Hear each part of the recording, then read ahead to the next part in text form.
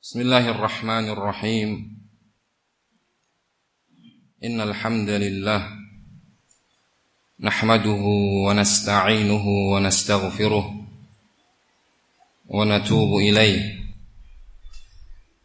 wa na'udzu billahi min shururi anfusina wa sayyiati a'malina.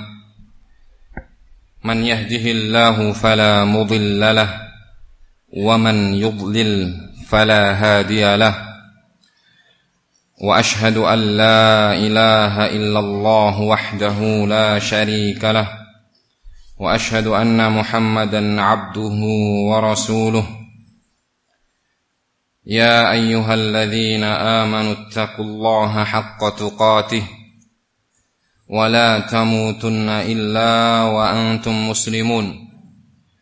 يا أيها الناس اتقوا ربكم الذي خلقكم من نفس واحدة وخلق منها زوجها وبث منهما رجالا كثيرا ونساء واتقوا الله الذي تساءلون به والأرحام إن الله كان عليكم رقيبا. يا أيها الذين آمنوا اتقوا الله وقولوا قولا سديدا يصلح لكم أعمالكم ويغفر لكم ذنوبكم ومن يطع الله ورسوله فقد فاز فوزا عظيما. أما بعد فإن أصدق الحديث كتاب الله عز وجل وخير الهدي هدي نبينا محمد صلى الله عليه وعلى آله وسلم وشر الأمور محدثاتها فإن كل محدثة بدعة وكل بدعة ضلالة وكل ضلالة في النار. أعاذني الله وإياكم من النار. إخوة الإسلام وإخوة الإيمان rahimani wa rahimakumullah. Uhayyikum bitahiyyatil Islam. Assalamu alaikum warahmatullahi wabarakatuh. Nas'alullaha jalla fi'ulah an yarzuqana wa iyyakum wal mustami'in al-ikhlasa fil qawli wal amal wa an yu'allimana ma yanfa'una wa an yanfa'ana bima 'allamana wa yazidana 'ilman wa hudan wa tawfiqan ya rabbal alamin. Ikhwatil a'izza yang dirahmati oleh Allah Subhanahu wa taala, walhamdulillah kita senantiasa bersyukur kepada Allah Subhanahu wa taala, di mana Allah Subhanahu wa taala masih memberikan kemudahan, kesempatan dan hidayah kepada kita semua sehingga kita bisa berkumpul duduk di salah satu rumah Allah untuk melakukan sebuah kewajiban kita, yaitu talabul ilmi syar'i, menuntut ilmu syar'i. Maka harapan kita kepada Allah, semoga amal kita pada sore hari ini betul-betul menjadi timbangan kebajikan kita di sisi Allah dan menjadi sebab dimudahkan jalan kita nanti menuju surga Allah Subhanahu wa ta'ala. Allahumma amin. Ikhwatil ahibba rahimani wa rahimakumullah. Sebelum saya masuk kepada tema yang telah disebar dari daurah ini, saya ingin mengingatkan diri saya sendiri dan antum semua dengan firman Allah Subhanahu wa ta'ala di dalam surat Yusuf. Allah menceritakan ucapan Nabi Yusuf alaihi salatu wassalam, "Wa ma ubarri'u nafsi innan nafsa la'ammaratum bis-su' illa ma rahima rabbi inna rabbi ghafurur rahim." Dan aku tidak pernah mensucikan jiwaku. Aku tidak pernah menganggap jiwaku lepas dari keburukan. Dikarenakan nafsu, jiwa manusia la ammaratum bisu, senantiasa memerintahkan dan mengajak. Ammar itu adalah sighah mubalaghah kalau dalam bahasa Arab, ya, dalam ilmu sharaf. Ammar itu lebih di atasnya amir. Amir itu isim fa'il dari amara, yang berarti yang memerintah, pemerintah, amir. Kalau ammar, ya, itu di atasnya lagi yang sangat dan sering memerintah ataupun mengajak. Bagaimana sifat jiwa ini yang dikatakan oleh Allah Subhanahu wa ta'ala, ammaratun bisu. Jiwa ini senantiasa dan selalu mengajak kita bisu, menuju kepada perbuatan buruk. Perbuatan mukhalafatu amrillah, menyelisihi perintah Allah Subhanahu wa ta'ala. Illa ma rahima rabbi, kecuali jiwa yang dirahmati oleh Rabbku. Sesungguhnya Rabbku Maha Pengampun lagi Maha Penyayang. Jadi jiwa manusia tatkala tidak dikekang dan tidak diatur oleh syariat Allah Subhanahu wa ta'ala, pasti akan menjatuhkan pemiliknya ke dalam jurang-jurang kebinasaan. Sehingga jiwa itu akan mengajak seseorang untuk berdusta. Sehingga jiwa itu akan mengajak seseorang untuk dengki. Sehingga jiwa itu akan mengajak seseorang kepada perbuatan melampaui batas ataupun perbuatan zalim. Oleh karenanya Allah Subhanahu wa ta'ala berfirman di dalam ayat yang lain, di dalam surat Al-Jathiyah ayat yang ke-23, Allah mengatakan, afara'aita man ittakhadha ilahahu hawah wa adallahu Allahu ala ilm wa ja'ala ala sam'ihi wa qalbihi wa khatama ala sam'ihi wa qalbihi wa ja'ala ala basarihi ghishawatan faman yahdihi min ba'dillah afala tadhakkarun. Apakah engkau melihat seseorang yang menjadikan hawa nafsunya sebagai Tuhan, sebagai ilah, sebagai sesuatu yang dia sembah? Bagaimana itu? Kullama tahwahu nafsuhu ata'ahu atau ata'aha. Yaitu setiap kali hawa nafsunya menginginkan sebuah keburukan, sebuah keinginan, dia selalu mengikuti hawa nafsu itu. Itulah arti daripada menjadikan hawa nafsu sebagai apa? Tuhan, sebagai sembahan. Bagaimana kondisi orang yang hawa nafsunya dia jadikan sebagai Tuhan? Wa adallahu Allahu ala ilmin. Sehingga Allah Subhanahu wa ta'ala akan menyesatkan orang tadi dalam keadaan dia di atas ilmu. Ba'da ma'rifatil haq wa ba'da bulughil hujjatilah. Bahkan setelah dia mengenal itu kebaikan dan mengetahui itu kebenaran, dan setelah hujjah itu sampai kepada dirinya, dia pun lebih memilih untuk mengikuti hawa nafsunya. Karena memang dia sudah menjadikan hawa nafsunya sebagai Tuhan. Sehingga Allah sesatkan. Nah. Wa khatama ala sam'ihi. Kemudian Allah Subhanahu wa ta'ala telah menyegel, mengunci. Khatam itu adalah cap, stempel. Sesuatu kalau sudah di stempel itu nggak bisa dirubah lagi. Allah sudah menyegel ala sam'ihi, pendengarannya, wa qalbihi, dan kalbunya. Sehingga ketika disampaikan kebenaran, disampaikan sebuah nasihat, disampaikan bimbingan-bimbingan para ulama, ini telinga sudah kadung atau terlanjur disegel. Sebagaimana kisahnya Nabi Nuh alaihi salam. Qala rabbi inni da'awtu qaumi laila wa nahara falam yazidhum du'ai illa firara wa inni kullama da'awtuhum litaghfira lahum ja'alu asabi'ahum fi adhanihim wastaghshaw thiyabahum wa asarru wastakbaru istikbara. Wahai Rabbku, sesungguhnya aku sudah mengajak kaumku untuk kembali kepada Engkau siang dan malam.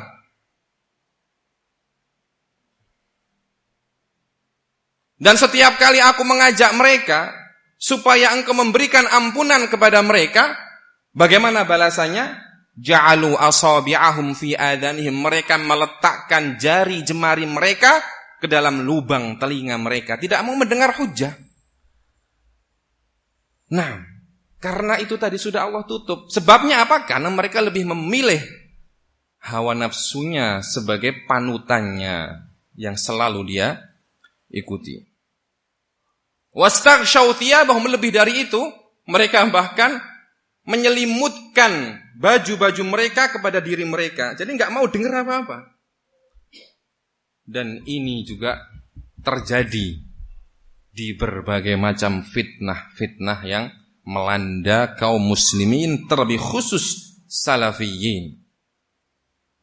Tidak mau mendengar, tidak mau membaca, diberikan nasihat yang baik. Ini loh bimbingan para ulama. Nah, ini loh kebenaran. Ini loh bimbingan Allah subhanahu wa ta'ala. Tidak mau tahu. Nah, sehingga kata Allah berikutnya, wa khatama ala sam'ihi wa qalbihi wa ja'ala ala basarihi ghishawah, dan Allah subhanahu wa ta'ala menjadikan di depan penglihatannya ghishawah, tutup. Nah, orang kalau jalan kemudian matanya ditutup, nabrak, masuk rumah sakit.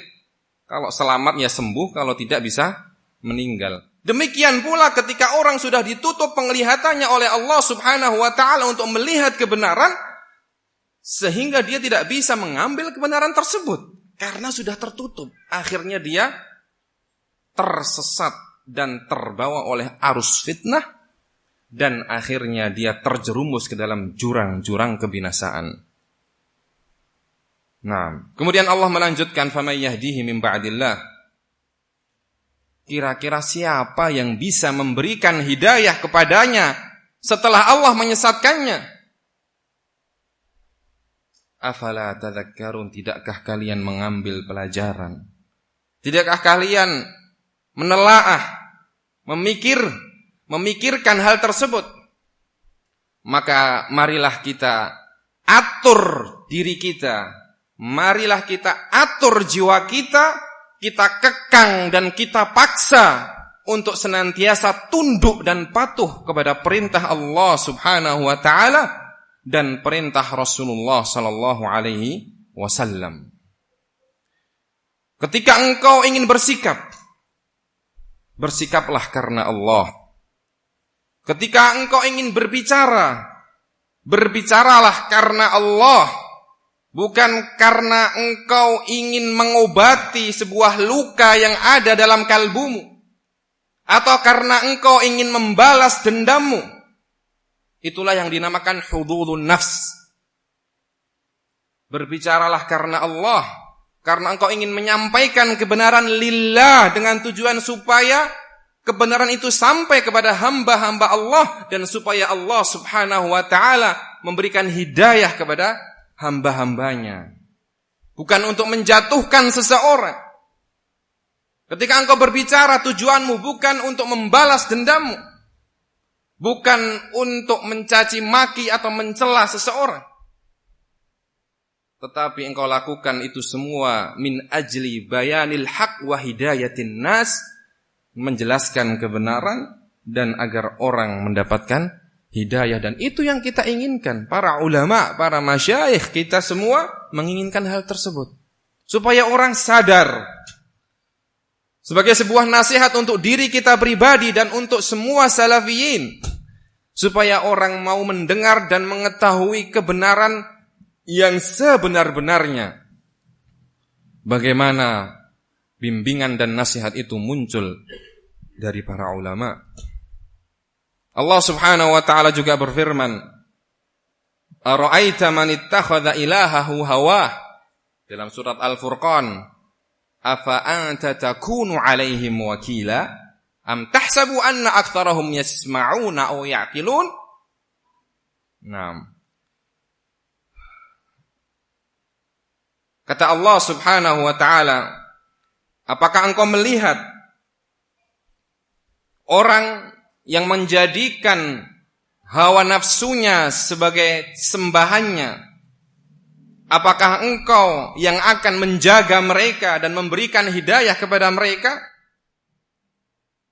Jadi ketika orang sudah memilih hawa nafsunya sebagai Tuhan, nah, kita tidak bisa apa-apa. Kita cuma bisa menyampaikan kebenaran. Kita tidak bisa memaksa.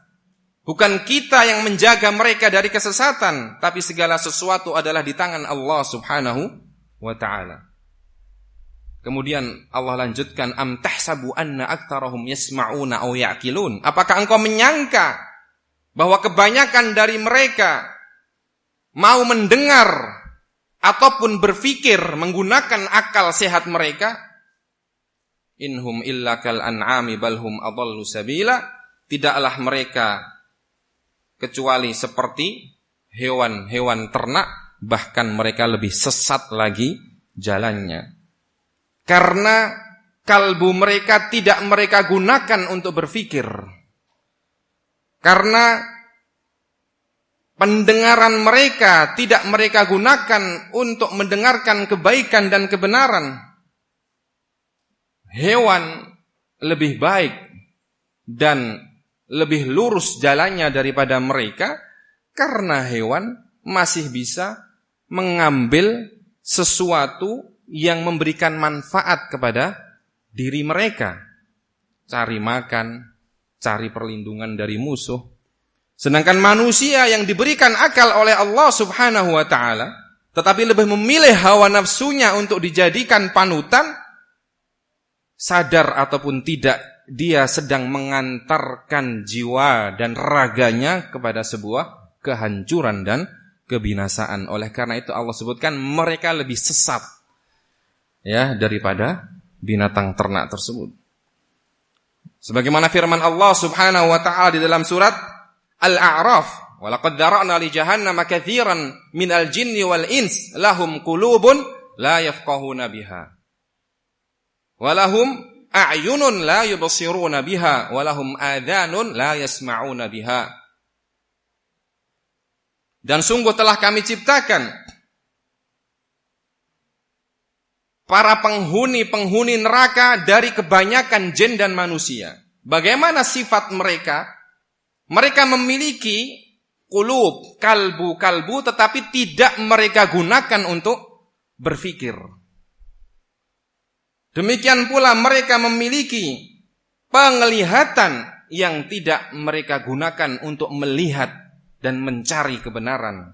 Dan mereka memiliki pendengaran tetapi tidak mereka gunakan untuk mendengar kebaikan dan kebenaran. Naam, ulaika kal an'am balhum adall ulaika humul ghafilun. Mereka itu bagaikan binatang ternak, bahkan lebih sesat daripada binatang ternak, dan mereka itu adalah orang-orang yang lalai. Jadi ini bahaya apa? Mengikuti hawa nafsu dan menjadikan hawa nafsu ya sebagai Tuhan, sebagai sembahan yang selalu dia ikuti. Dia tidak mau tahu ketika kebenaran itu datang, bahkan mendengar pun tidak mau. Maka mari kita jauhkan jiwa kita dari sifat-sifat tercela ini. Oleh karenanya, ya, di dalam tema sore hari ini, yaitu antara kejujuran dan kepalsuan di dalam merujuk kepada para ulama. Nah, ini butuh kepada tadi tazkiyatun nafs, mensucikan diri dari ittiba'ul hawa, mengikuti hawa nafsu, supaya kita menjadi orang-orang yang jujur ketika kita menjalankan prinsip agung di dalam manhaj ahlus sunnah wal jamaah, yaitu merujuk kepada para ulama. Agar kita menjadi orang-orang yang selamat, yaitu orang-orang yang penuh dengan kejujuran ketika merujuk kepada para ulama, kita harus menghindarkan tadi hawa nafsu, kepentingan-kepentingan dan tendensi-tendensi pribadi. Dikarenakan seseorang, ya, dan kita tidak perlu membahas, insya Allah saya tidak akan berbicara panjang lebar tentang prinsip ini, kan ini sebuah prinsip yang ma'ruf, yang sudah diketahui, ya, di kalangan ahlus sunnah wal jamaah sejak zamannya Rasulullah sallallahu alaihi wasallam sampai zaman kita ini. Merujuk kepada para ulama itu adalah kewajiban, dan itu adalah prinsip ahlus sunnah wal jamaah sebagai realisasi dari firman Allah subhanahu wa ta'ala di dalam surat An-Nisa, wa idza ja'ahum amrun minal amni awil khaufi adha'u bih walau radduhu ila rasul wa ila ulil amri minhum la'alimahu alladhina yastanbitunahu minhum. Sudah antum ketahui di daurah, alhamdulillah masyayikh kita sudah menjelaskan. Dan realisasi bagi firman Allah subhanahu wa ta'ala, ya ayyuhalladzina amanu ati'ullaha wa ati'ur rasula wa ulil amri minkum. Dan sebagai realisasi dari firman Allah subhanahu wa ta'ala, fas'alu ahla dzikri in kuntum la ta'lamun. Nah, dan sebagai realisasi bagi sabda Nabi sallallahu alaihi wasallam, al-barakatu ma'a akabirikum. Ini sudah cukup insyaallah, penjelasan begitu banyak dan sudah pernah saya juga sampaikan di beberapa muhadharah, ya, di tempat yang lain. Tetapi yang akan kita bahas sekarang adalah kejujuran itu. Di dalam kita melaksanakan dan merealisasikan prinsip ini butuh kepada kejujuran.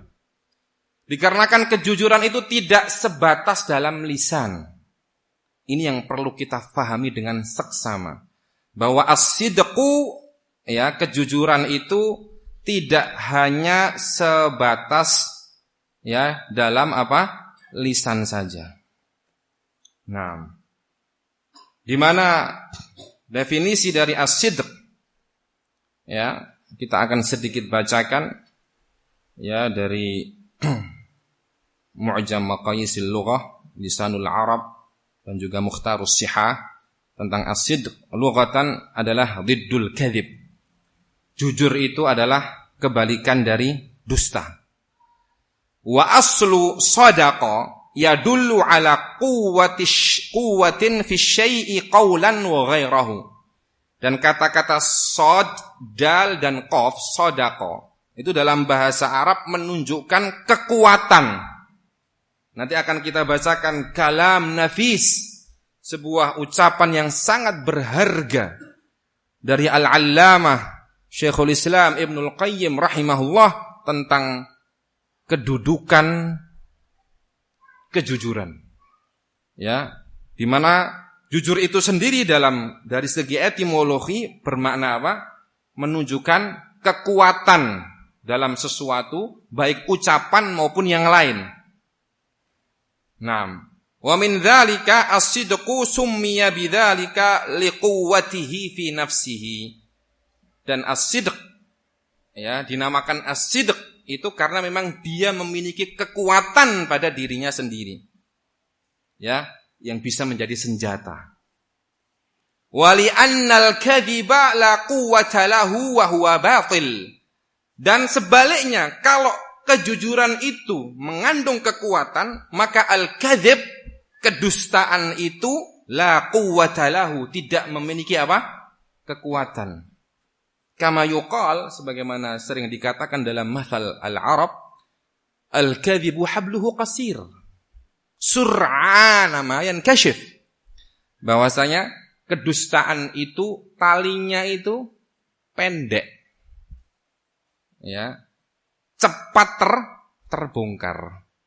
Makanya kalau orang berani berdusta, apalagi terang-terangan, siap-siap Anda akan malu.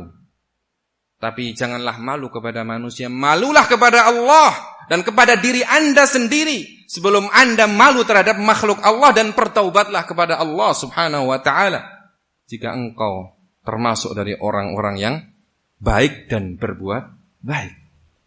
Jadi sebagaimana kejujuran itu mengandung kekuatan, al-kadzib mengandung apa? La quwwata lahu, tidak memiliki kekuatan. Naam, wa qila huwa fi asli lughati thabatu syai'i, dan dikatakan as-sidqu ya dalam asal bahasa Arab itu bermakna thabatu syai', sesuatu yang kokoh. Naam, adapun saddaqahu membenarkannya, ai qabila qaulahu, menerima ucapannya. Jadi kalau saddaqa ya ditambah tad'iful ain dalam ilmu sharaf, ain fiilnya didobel. Jadi kalau sadaqa itu bermakna tadi kekuatan. Ya, kalau saddaqa dalam arti bahasa Indonesia membenarkan, ai qabila qaulahu, menerima ucapannya. Seseorang membenarkan ucapan orang lain, artinya seseorang itu menerima ucapan orang lain tersebut. Naam, wa sadaqahul hadits, adapun sadaqahul hadits ya, jujur kepada orang lain dalam ucapan, ai anba'ahu bisidqi, yaitu dia menceritakan sesuatu kepada orang lain dengan kejujuran. Naam,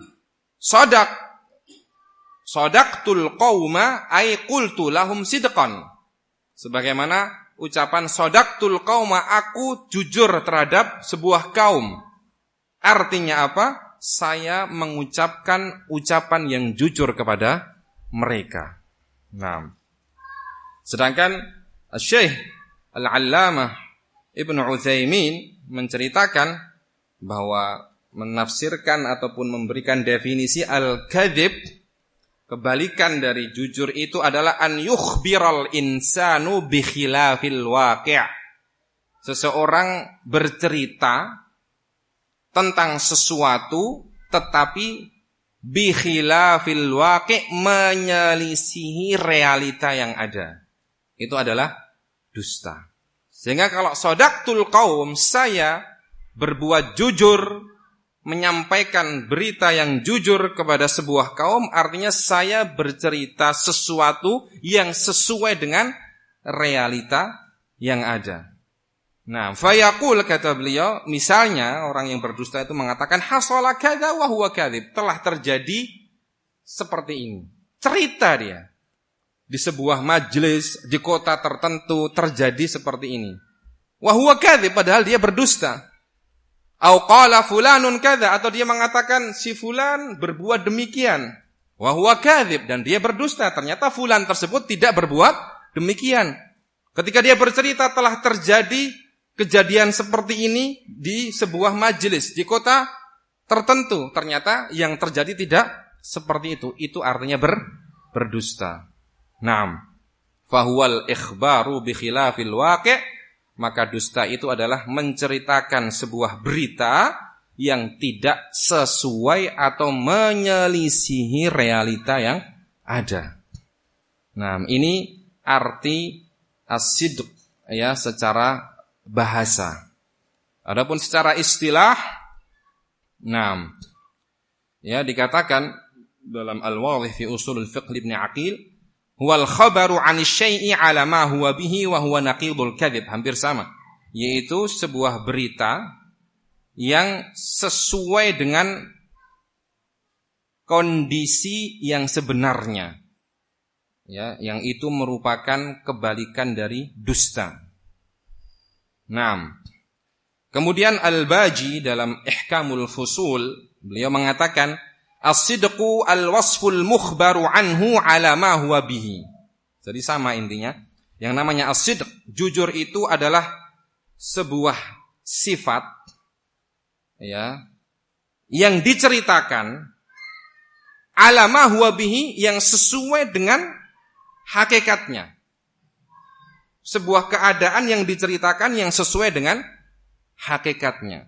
Itu adalah kejujuran. Wa qala Ar-Raghib Al-Asfahani dalam Adz-Dzari'ah ila Makarimis Syari'ah, beliau mengatakan as-sidqu mutabaqatul qaulid dhamira wal mukhbara anhu ma'an. Perhatikan.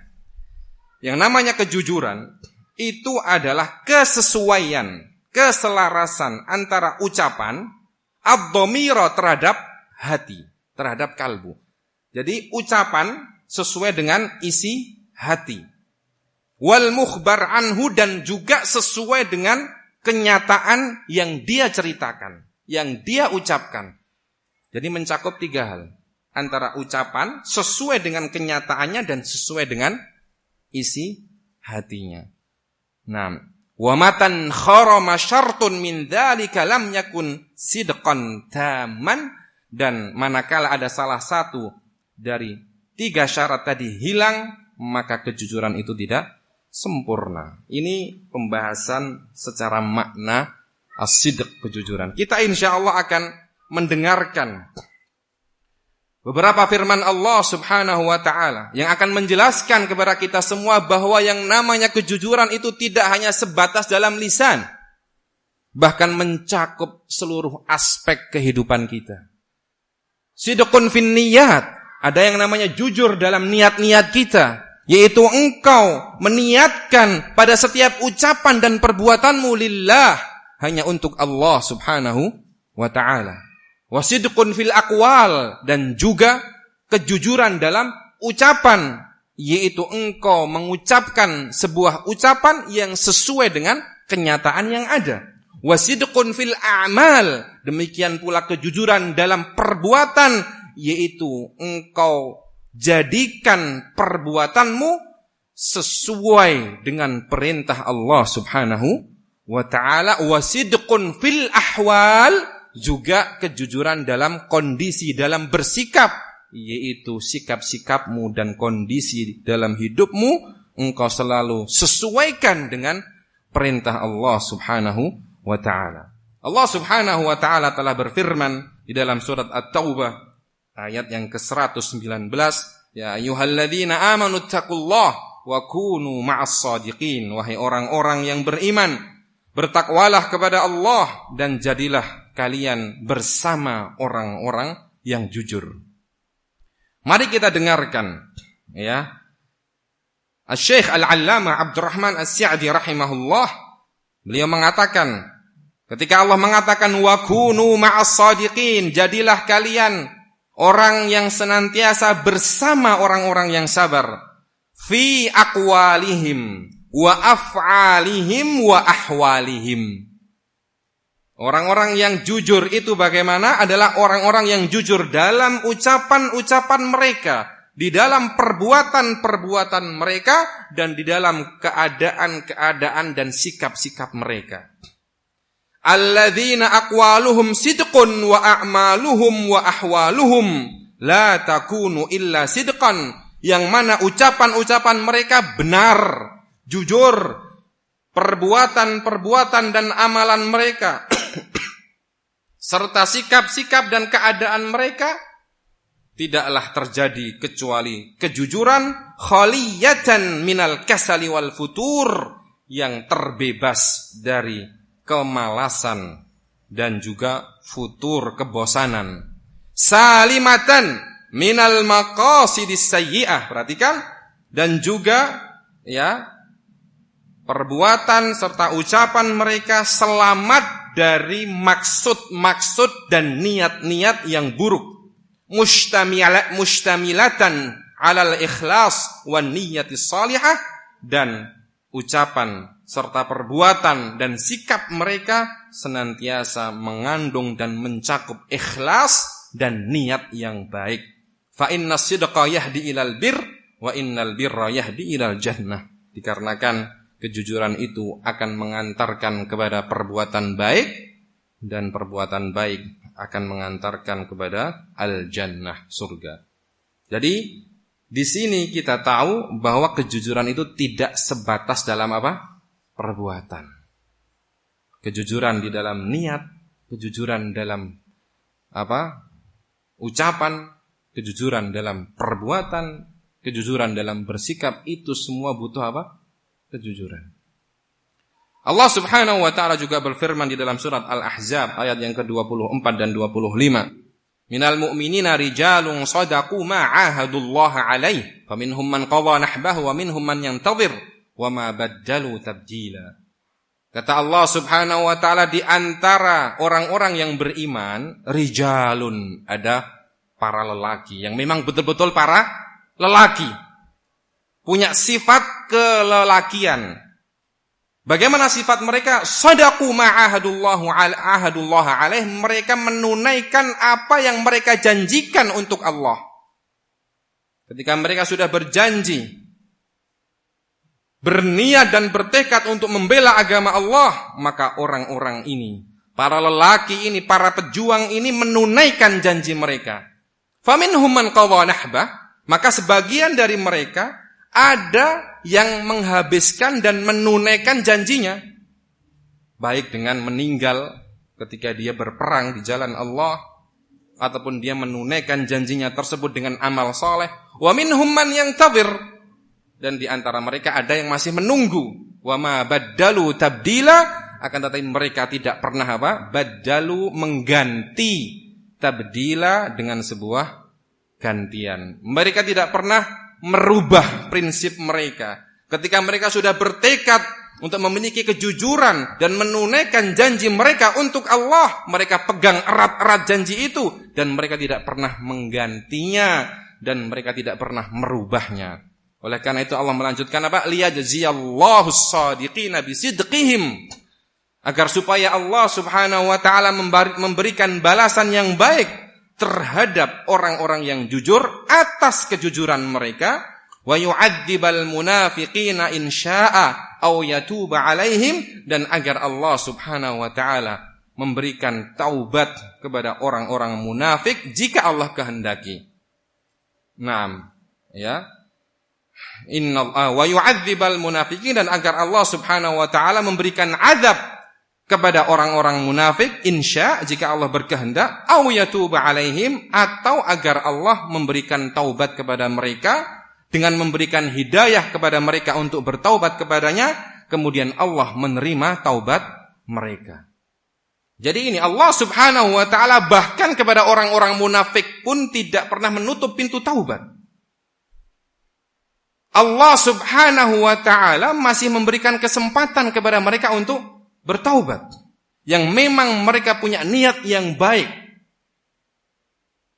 Allah Subhanahu wa taala akan memberikan taubat untuk mereka. Maksudnya Allah akan memberikan hidayah kepada mereka untuk bertaubat, kemudian Allah akan menerima taubat dari mereka. Innallaha kana ghafurar rahima, sesungguhnya Allah adalah zat yang maha pengampun lagi maha penyayang. Jadi di sini Allah Subhanahu wa taala membagi dua golongan manusia. Ya, yaitu yang pertama mukminin, orang-orang yang beriman, shadiqin, yang betul-betul jujur. Yaitu mereka yang menunaikan janji mereka dan tidak merubah dan mengganti tekad tersebut. Dan yang kedua adalah yang mukminnya palsu, yaitu munafiqin. Orang-orang munafik. Oleh karenanya Ibnul Qayyim dalam Madarijus Salikin beliau mengatakan bahwasanya al-imanu asasuhu as-sidqu wan nifaqu asasuhul kadzib. Keimanan itu bagaimana bisa dicapai? Keimanan itu landasan dasarnya adalah kejujuran. Wan nifaq, adapun nifaq kemunafikan, landasannya adalah al-kadzib. Dusta. Maka hati-hati. Ketika Anda ingin meraih keimanan secara sempurna, jadikanlah kejujuran itu sebagai landasan Anda, sebagai modal Anda. Dikarenakan kalau Anda berpindah dari kejujuran menuju kedustaan, maka kedustaan ini akan mengantarkan Anda kepada nifaq, yaitu kemunafikan, baik nifakun akbar ataupun nifakun asghar. Nifak yang agung, yang besar maupun nifak yang kecil. Nah, karena memang sifat al-kadzib, dusta itu akan melahirkan kadzibat ukhra, akan melahirkan dusta-dusta yang lain untuk menutupi kedustaan sebelumnya. Kalau Anda tidak segera bertaubat dan Anda terus menggunakan praktik-praktik dusta ini, maka sayangilah diri Anda karena Anda bisa berakhir ke dalam sebuah nifaq. Na'udzubillahi min dzalik. Nah, oleh karena itu Al-Allamah As-Sa'di rahimahullah ya, ketika menafsirkan ayat ini liyajziyallahu as-shadiqin, agar supaya Allah memberikan balasan kepada orang-orang yang jujur, bisa babi sidqihim, karena sebab kejujuran mereka, fi aqwalihim, dalam ucapan mereka, wa ahwalihim, dan keadaan, kondisi dan sikap mereka, wa muamalatihim ma'allah, dan dalam muamalah interaksi mereka bersama Allah subhanahu wa ta'ala. Semuanya didasari dengan kejujuran. Wastiwa'i zahirihim wa batinihim, dan kesesuaian antara lahir dan batinnya mereka. Itulah orang-orang yang jujur. Luar dalam sama. Yang dinampakkan dan dia sembunyikan sama. Nah, ya. Qala Allah Ta'ala, Allah Subhanahu wa Ta'ala berfirman. Qala Allah hadza yaumu yanfa'us shadiqina sidquhum, dalam surat Al-Maidah.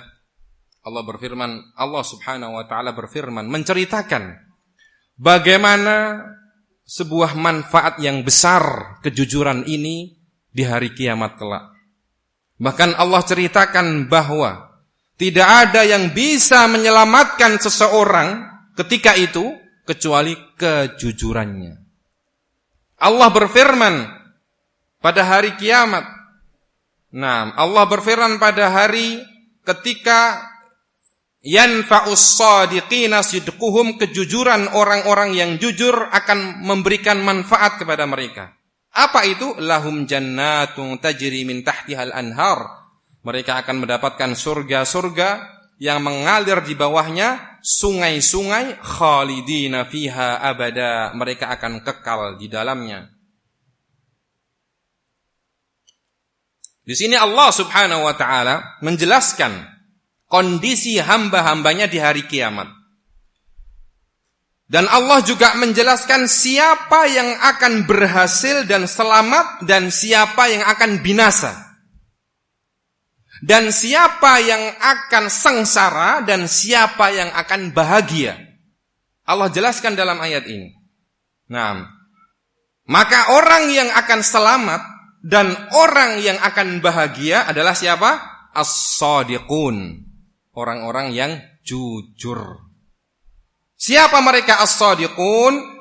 Ay humul ladzina istaqamat a'maluhum wa aqwaluhum wa niyyatuhum 'ala siratil mustaqim wal hadyil qawim. Yaitu mereka-mereka orang-orang yang istiqamat, yang lurus dan konsisten. Amalan-amalan mereka, ucapan-ucapan mereka dan niat-niat mereka ala siratil mustaqim, di atas jalan yang lurus. Itulah as-shadiqun, orang-orang yang jujur yang akan selamat dan bahagia pada hari kiamat. Naam.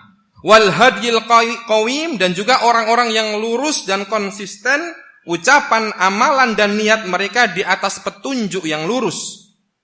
Fayaumal qiyamati yajiduna thamarata dzalika sidqi, maka pada hari kiamat mereka akan mendapatkan buah dari kejujuran tersebut. Idza ahallahumullahu fi maq'adi sidqin 'inda malikin muqtadir, ketika Allah Subhanahu wa taala menempatkan mereka pada sebuah tempat yang ada di sisi raja yang maha kuasa, yaitu Allah Subhanahu wa taala di surganya.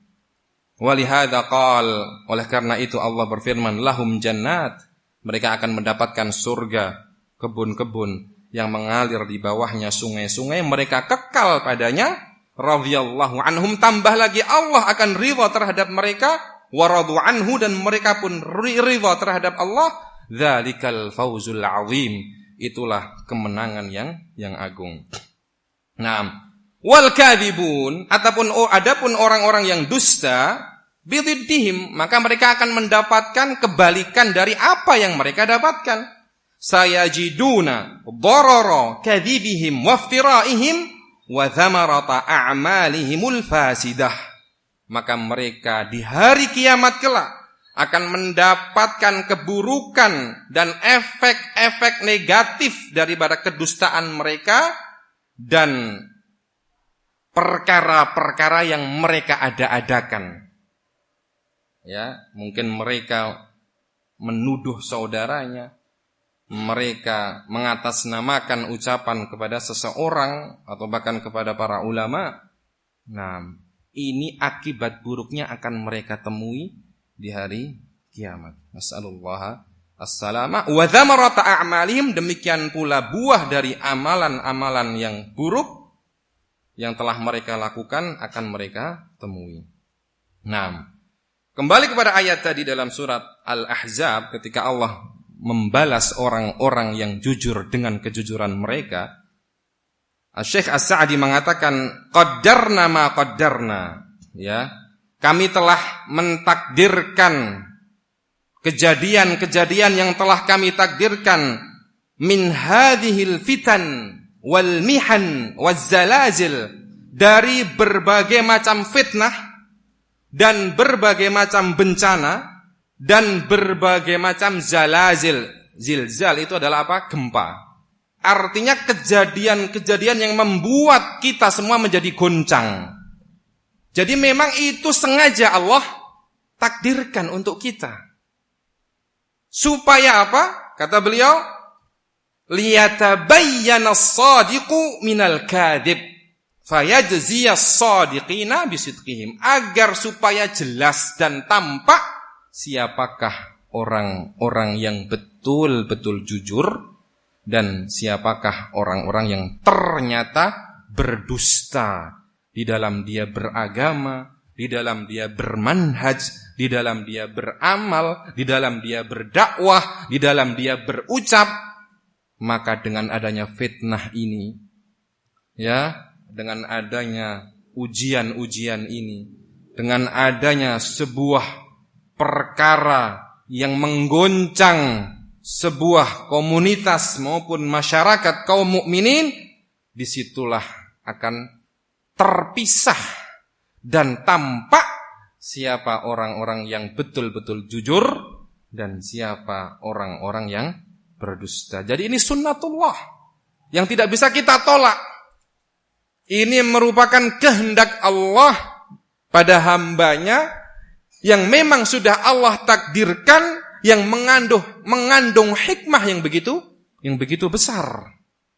Nah, oleh karenanya kata beliau, fayajziyas sadiqina bisidqihim, sehingga Allah akan membalas orang-orang yang memang betul-betul jujur karena sebab kejujurannya. Wa yu'adzibal munafiqin, dan Allah akan mengazab orang-orang munafik. Bagaimana itu? Alladzina taghayyarat qulubuhum wa a'maluhum inda hululil fitan, yaitu mereka-mereka yang berubah kalbunya dan amalannya, perbuatannya inda hululil fitan, ketika fitnah itu terjadi. Nah, kalau teori itu gampang. Ini sekarang kita dituntut untuk apa? Praktek. Kalau tidak ada fitnah, kapan kita mau praktek? Ya, kalau tidak ada ujian, antum semua kalau sekolah, anak-anak kita, kalau sekedar pelajaran biasa, taklim di kelas, nah ya semua orang ikut. Nanti akan kelihatan nih siapa yang betul-betul sungguh-sungguh dan belajar, dan siapa yang main-main dengan apa? Adanya ujian itu. Nah, jadi Allah akan mengazab orang-orang munafik. Siapa mereka? Yaitu orang-orang yang berubah kalbunya dan berubah perbuatannya inda hululil fitan, ketika fitnah itu apa? Melanda. Walam yafu bima ahadullah alaihi, dan ternyata mereka tidak memenuhi dan menepati apa yang telah mereka janjikan kepada Allah Subhanahu wa ta'ala. Naam, insya'a ta'dzibahum, jika memang Allah ingin dan berkehendak untuk mengadab mereka, maka Allah akan azab mereka. Mereka akan terus berada dalam kedustaan itu, dan mereka akan semakin tersesat karena mereka telah merubah kalbu dan sikap-sikap mereka tatkala fitnah itu melanda. Naam. Kemudian kata beliau rahimahullah, bi'allam yasha' hidayatahum bal alima annahum la khaira fihim falam yuwaffiqhum. Bahkan Allah Subhanahu wa ta'ala tidak berkeinginan untuk memberi hidayah kepada mereka. Kenapa? Karena Allah telah tahu bahwasanya mereka tidak ada kebaikan pada diri mereka, maka Allah tidak akan memberikan taufik kepada mereka. Na'udzubillahi min dzalik. Ini adalah akibat dari ayat-ayat yang saya sampaikan pertama tadi. Apa tadi? Ittiba' al-hawa. Menjadikan hawa nafsu sebagai Tuhan, sebagai sembahan, selalu dia ikuti. Sehingga ketika fitnah melanda, goncang. Setelah goncang apa? Berubah. Yang bahayanya adalah ketika dia berubah, dia tidak sadar atas perubahan itu. Bahkan dia terus menyangka bahwa dirinya di atas kebaikan. Padahal walhamdulillah sejarah sudah mencatat dirinya sendiri. Bagaimana nasihat-menasihat mereka terdahulu di dalam fitnah-fitnah yang melanda. Bagaimana ucapan-ucapan mereka dan wejangan-wejangan mereka masih ada. Masmu'un wa mastur. Didengar, rekamannya ada. Bahkan ditulis juga masih bisa dibaca. Nah, hati-hati. Ya, ternyata ketika fitnah melanda, ucapan yang sekarang berbeda dengan ucapan yang dulu. Nas'alullah as-salama wal afiyah. Kemudian kata beliau, au yatuba alaihim, atau jika Allah berkehendak, Allah akan bertaubat kepada mereka. An yuwaffiqahum litaubati wal inabah, yaitu Allah Subhanahu wa ta'ala akan memberikan taufik kepada mereka untuk bertaubat kepada Allah dan kembali kepada Allah. Wa hadza huwal ghalib, dan ini yang sering terjadi. Artinya Allah itu kasih sayangnya lebih besar, maka kita juga harus begitu. Buka hati kita, bersihkan hati kita dari iri, dari dengki, dari dendam, dari sakit hati. Mari kita paksa jiwa ini untuk selalu menginginkan kebaikan kepada saudara-saudara kita. Nah, ala karamil karim. Dan ini yang banyak dilakukan oleh Allah karena maha mulia dan murahnya Allah Subhanahu wa ta'ala. Walihada khatama al-ayata bismaini dalaini 'ala al-maghfirati wal fadli wal ihsani faqal innallaha kana ghafurar rahima.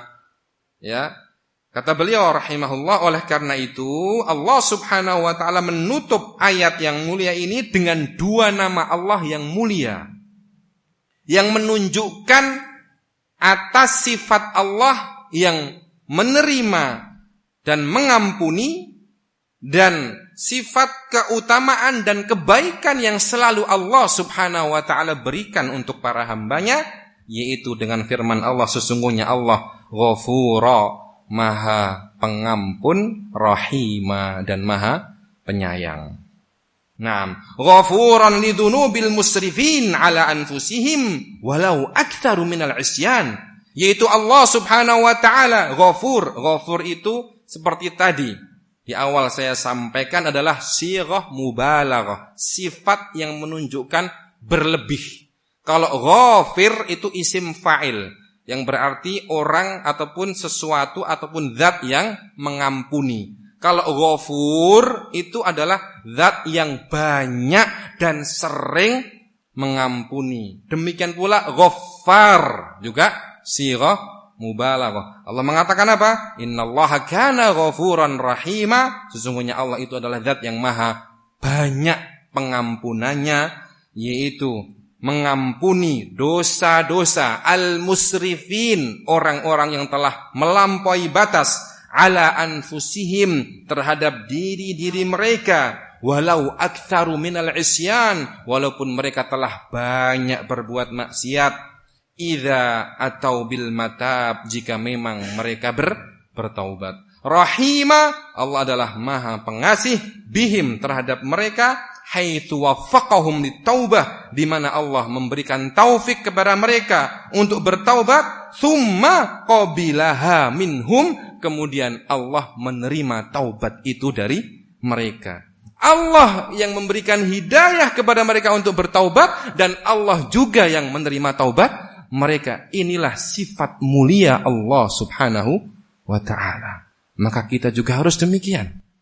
Kita senantiasa mengajak manusia untuk bertaubat kepada Allah, untuk mendapatkan hidayah dari Allah, dan tatkala mereka sudah betul-betul bertaubat kepada Allah, terimalah, sambutlah mereka dengan senang hati dan jiwa yang besar.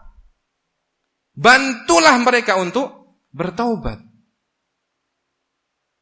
Hilangkan kepentingan-kepentingan pribadi, jauhkan sakit hati, injak di bawah kaki kita.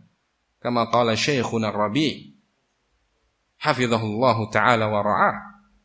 Nah, ya, kepentingan pribadi itu beliau jadikan tahta qadami, tempatnya ada di kaki. Demikian ya ikhwah, barakallahu fikum.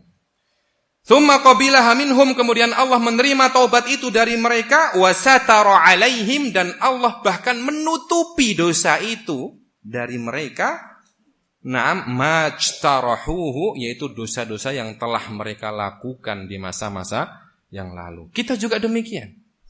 Ketika ada saudara kita melakukan sebuah dosa, tatkala ranahnya pribadi, kita tutupi. Nah, kita bantu dia untuk kembali kepada kebenaran. Kecuali jika dosanya ternyata di ranah umum, ya, maka dia wajib ada caranya bertaubat. Dia wajib untuk bertaubat juga secara umum, memperbaiki dan menjelaskan. Nah, sebagaimana firman Allah Subhanahu wa ta'ala, ilal ladzina tabu wa aslahu wa bayyanu fa ulaika atubu alaihim wa ana at-tawwabur rahim.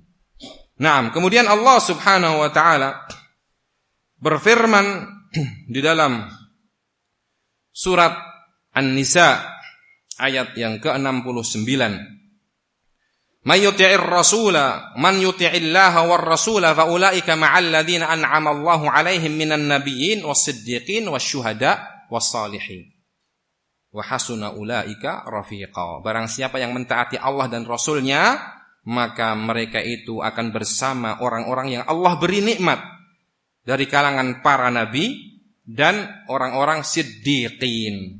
Nah, orang-orang siddiqin ini derajatnya langsung di bawah para nabi. Wasyuhada, dan orang-orang yang syahid, orang-orang yang saleh.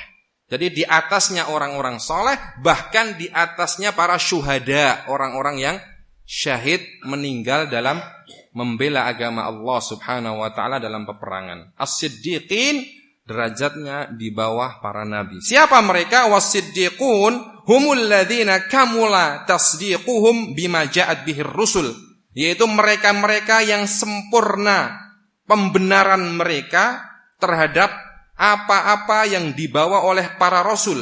Fa'alimul haqqa wa saddaquhu biyaqinihim, maka mereka mengenal dan mengetahui kebenaran, kemudian mereka membenarkan kebenaran tersebut dan mereka meyakininya, wabil qiyami bihi, dan mereka melaksanakannya qaulan wa amalan wa halan wa da'watan, baik dalam hal ucapan ataupun amal perbuatan ataupun keadaan sikap-sikap wa da'watan ilallahi, dan juga dalam hal berdakwah kepada Allah Subhanahu wa taala. Itu adalah as-siddiq, ya, yang mendapatkan tempat di bawah para nabi, yaitu orang-orang apa?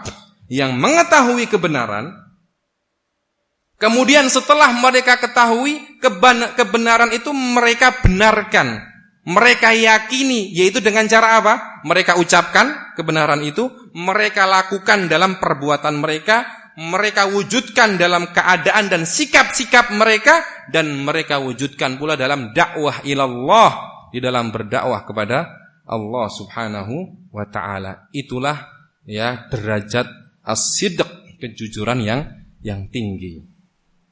Jadi jangan baru sampai yang pertama meminta dan merujuk kepada para ulama, tahu kebenaran. Tidak cukup di sini.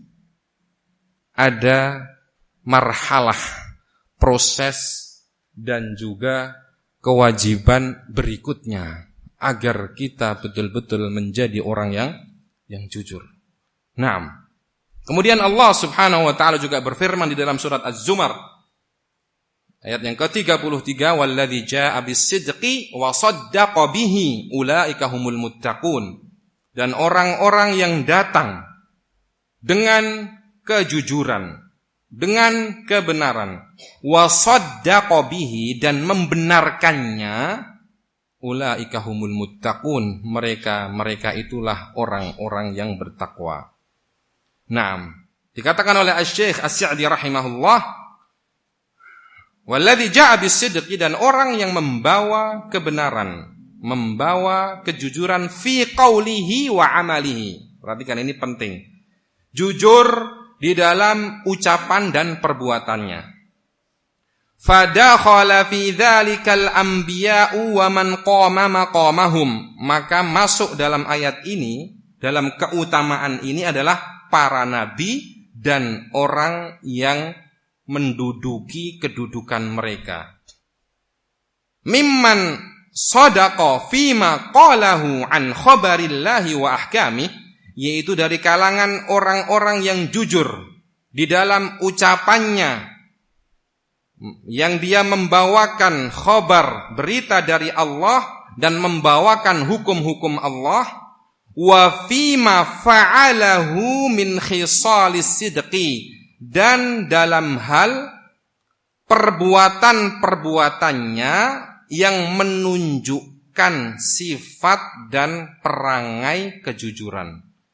Ya, jadi orang yang membawa kebenaran itu mencakup apa? Orang yang berucap dengan ucapan yang benar, yang dia sampaikan dari Allah, dan dia sampaikan tentang hukum-hukum Allah, dan juga orang yang perbuatannya menunjukkan sifat kejujuran tersebut. Nah, wa shaddaqa bihi, Allah melanjutkan, dan orang yang membawa kebenaran dan membenarkannya. Apa arti shaddaqa bihi, membenarkannya? Ai shaddaqa bis-sidqi, yaitu membenarkan ya kebenaran tersebut, kejujuran tersebut. Maksudnya apa? Li annahu qad yaji'ul insanu bis-sidqi walakin qad la yusaddiqu bihi. Dikarenakan terkadang manusia itu membawa berita benar. Isinya apa? Berita dari Allah, ataupun hukum-hukum Allah, bimbingan dari Allah, bimbingan dari para ulama. Beritanya benar. Naam, walakin la yusaddiqu bihi, akan tetapi dia tidak membenarkan berita yang benar yang dia bawa sendiri. Artinya apa? Dia tidak mengamalkan, tidak mewujudkan apa? Berita yang dia bawa itu. Nah, lebih parah lagi, dia sudah menerima berita yang benar, tetapi dia tidak mau membawanya, apalagi menyampaikannya. Nah, ini derajat kejujurannya sangat kurang. Jadi tidak cukup seseorang ketika dia membawa kebenaran, menyampaikan kebenaran, kemudian dia sendiri tidak mewujudkan kebenaran tersebut. Karena Allah mengatakan walladzi jaa'a bis-sidqi, orang yang datang membawa kebenaran yang berupa apa? Hukum-hukum Allah, bimbingan-bimbingan Allah, wa saddaqa bihi, dan membenarkannya, artinya mewujudkannya, mempraktekannya. Nah, mereka itu adalah orang-orang yang bertakwa. Kenapa dia kok membawa kebenaran tetapi tidak membenarkannya? Naam, bisabab istikbarih, karena sebab kesombongan dia. Aw ihtiqarih, ataupun dia meremehkan dan merendahkan kebenaran itu atau merendahkan orang lain. Liman qalahu wa atabihi, ya, merendahkan orang yang mengatakan dan membawa kebenaran tersebut. Ya. Jadi itu sebabnya, di antara sebab-sebab menolak, ya, mengamalkan kebenaran adalah apa? Dia sombong, dia merasa lebih, dan dia meremehkan ataupun merendahkan orang yang membawa kebenaran tersebut. Fala budda fil madhi minas sidqi wat tasdiq. Maka haruslah ada, ya, kejujuran yang terpuji itu adalah apa? As-sidq wat tasdiq, yaitu membawa kebenaran dan juga apa? Mewujudkan kebenaran tersebut. Fasaddaqahu aw fasidquhu yadullu ala ilmihi wa adlihi, wa tasdiquhu yadullu ala tawadhu'ihi wa adam istikbarih.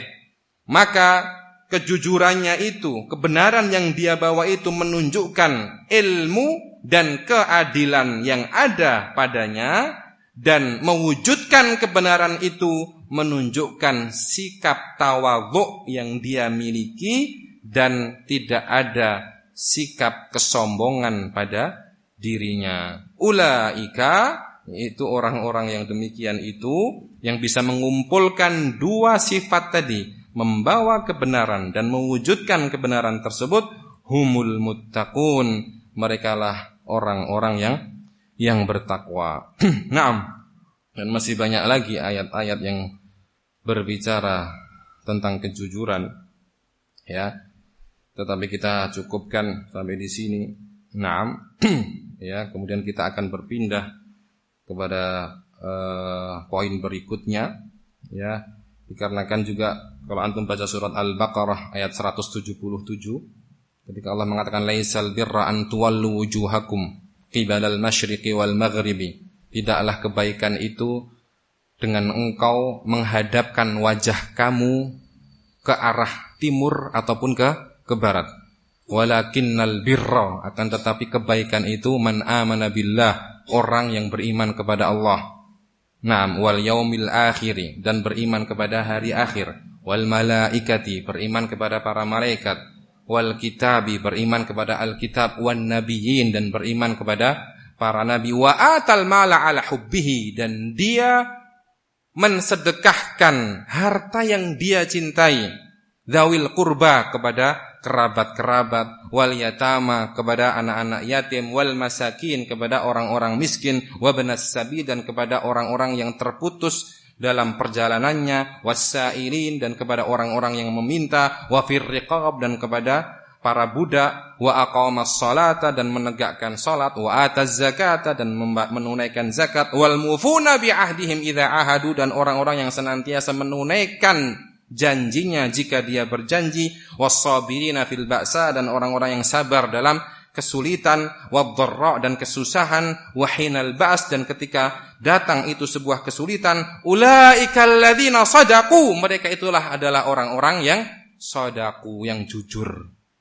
Jadi jujur itu mencakup seluruh apa? Amalan kebaikan.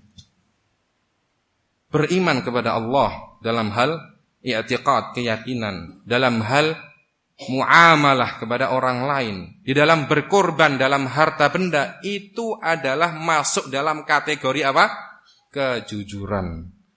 Maka demikian pula di dalam bersikap, di dalam bermanhaj, di dalam berdakwah kepada Allah Subhanahu wa taala, tatkala kamu sesuai dengan bimbingan Allah dan Rasulnya, maka kamu adalah orang yang jujur, yang akan mendapatkan pahala tadi. di hari kiamat kelak yang akan memberikan manfaat kepada pelakunya. Nah,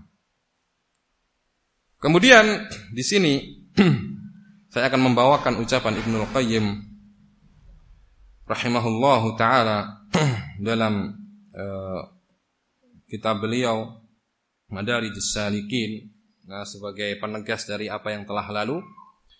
Beliau mengatakan was-sidqu thalathatun qaulun wa 'amalun wa hal. Dan yang namanya kejujuran itu ada 3. Mencakup 3 hal, ucapan dan amalan, wa hal dan keadaan, kondisi ataupun sikap. Fas-sidqu fil aqwali, maka kejujuran dalam ucapan itu bagaimana? Istiwa'ul lisani 'alal aqwal. Istiwa i'tidal, lurusnya lidah, lurusnya lisan dalam ucapan-ucapan.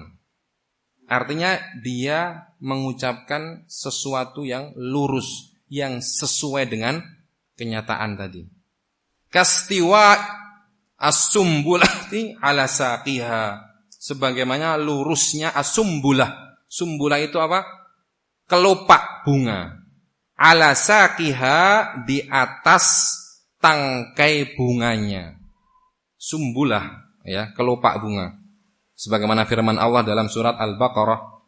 Nah, orang-orang yang berinfak di jalan Allah adalah seperti apa?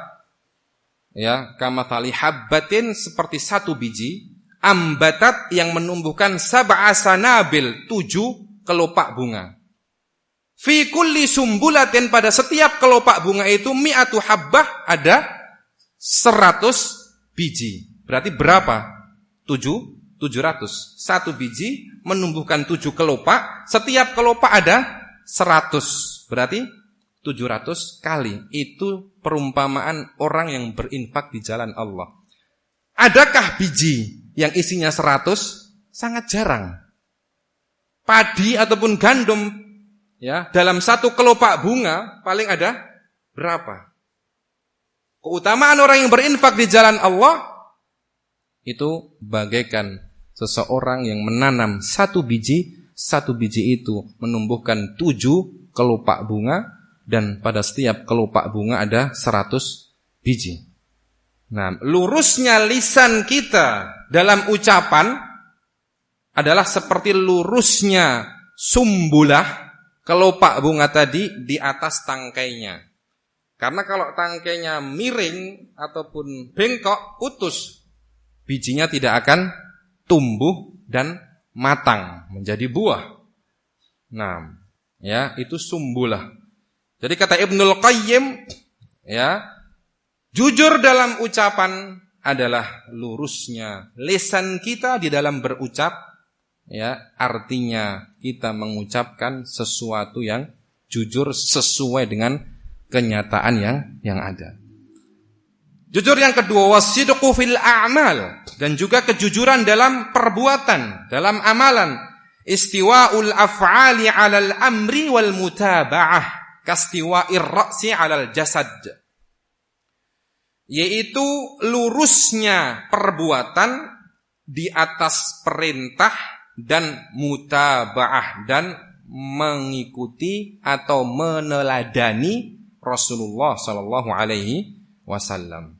Sehingga kapan saja amalanmu, perbuatanmu, tindakanmu, tindak tandukmu tidak sesuai dengan perintah Allah dan tidak sesuai dengan ajaran Rasulullah sallallahu alaihi wasallam, maka engkau termasuk orang-orang yang tidak jujur. Nah, ya. Maka itu arti daripada jujur dalam perbuatan. Kastiwa'ir ra'si 'alal jasad, sebagaimana lurusnya kepala dalam, ya, di atas tubuh. Kira-kira kalau kepalanya miring, nah, ya, dia tidak sehat, tidak waras, tidak akan stabil. Maka demikian pula ketika amalanmu miring, ya, tidak sesuai dengan perintah dan tuntunan Rasulullah, maka amalanmu dikhawatirkan akan tertolak. Wasidqu fil ahwal, Sedangkan kejujuran dalam al-ahwal, dalam keadaan dan kondisi, di dalam bersikap, di dalam bermuamalah. Apa itu? Istiwa'u a'malil qalbi wal jawarihi 'alal ikhlas. Perhatikan, lurusnya amalan-amalan kalbu dan amalan-amalan anggota badan 'alal ikhlas, di atas keikhlasan. Kemurnian niat, isinya hanya Allah subhanahu wa ta'ala. Nah, itu jujur dalam bersikap, jujur di dalam segala kondisi dan situasi. Artinya niat kita dan amalan kita selalu dipenuhi dengan tauhidullah, yaitu ikhlas lillahi ta'ala wahdahu la syarikalah. Hanya selalu meniatkan dan mencari dan mengharap ridha dan pahala dari Allah subhanahu wa ta'ala. Tidak ada tendensi yang lain. Ini yang harus senantiasa kita koreksi dan kita latih. Nah, kemudian kata beliau, wastifraghul wus'i wa badlut taqati. Dan ditambah lagi, istifragh dari kata-kata faragh. Faragh itu adalah kosong. Istifragh talabul faragh, mengkosongkan al-wus'a, usaha. Artinya kalau kita punya usaha yang banyak, betul-betul kita curahkan semuanya. Wa badlut taqah, dan mengorbankan seluruh kemampuan untuk melaksanakan apa?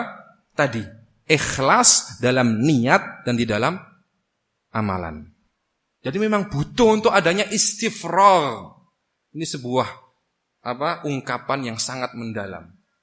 Mengosongkan artinya apa? Seluruh kekuatan kita curahkan.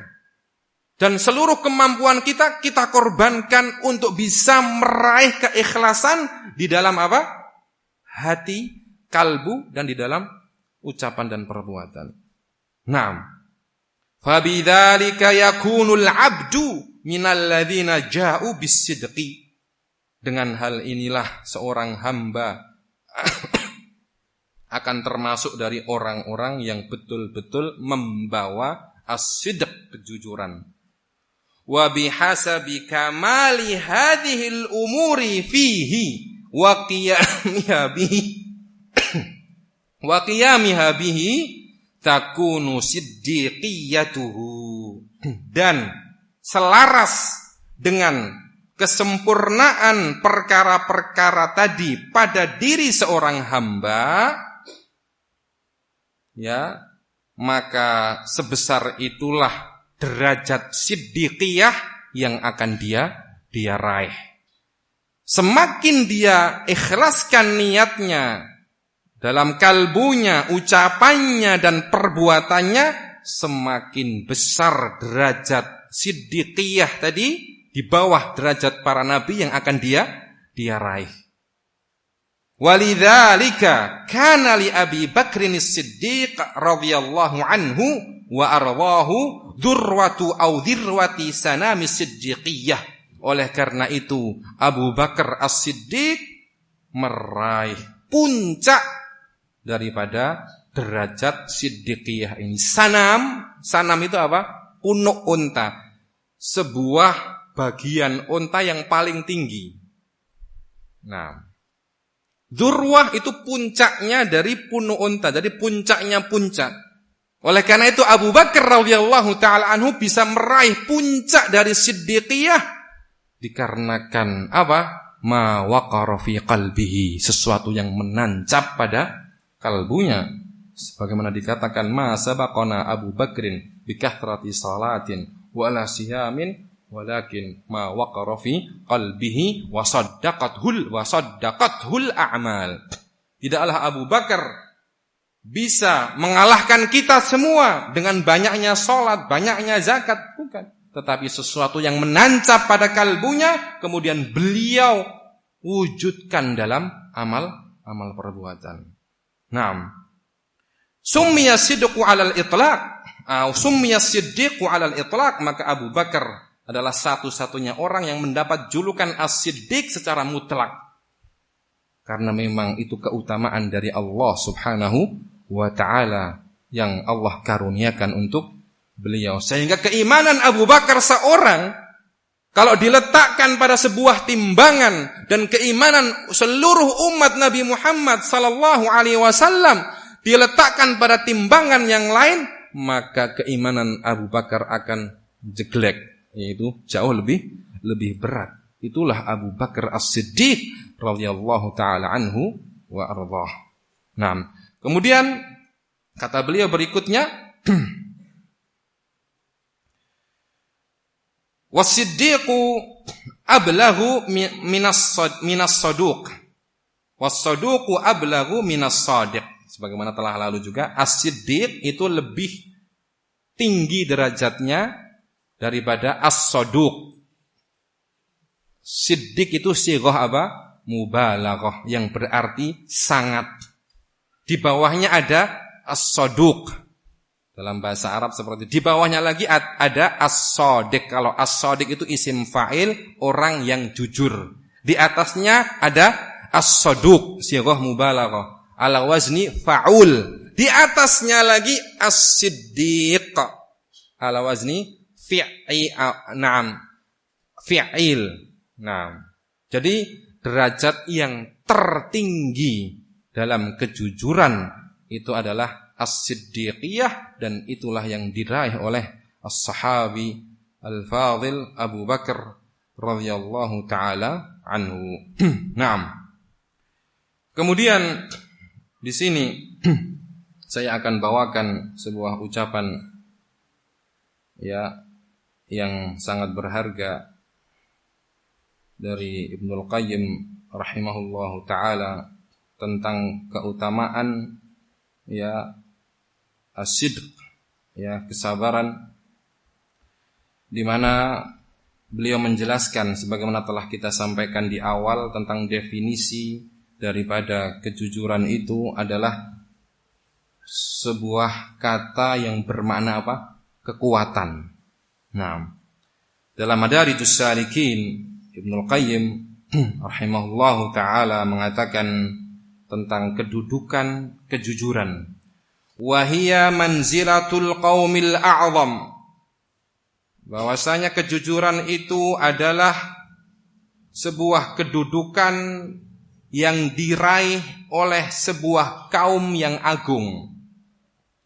Alladzi minhu tansha'u jami'u manazilus salikin. Au jami'u manazilis salikin, yang dari kejujuran ini akan lahir kedudukan-kedudukan yang diraih oleh orang-orang yang sedang berjalan menuju Allah Subhanahu wa ta'ala.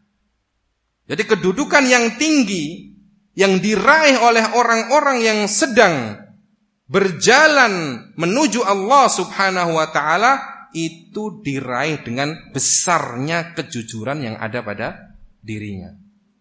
Nah, kemudian kata beliau rahimahullah, alladzi minhu tansha'u jami'u manazilis salikin wat tariqul aqwam, dan juga ya akan lahir darinya jalan yang lurus.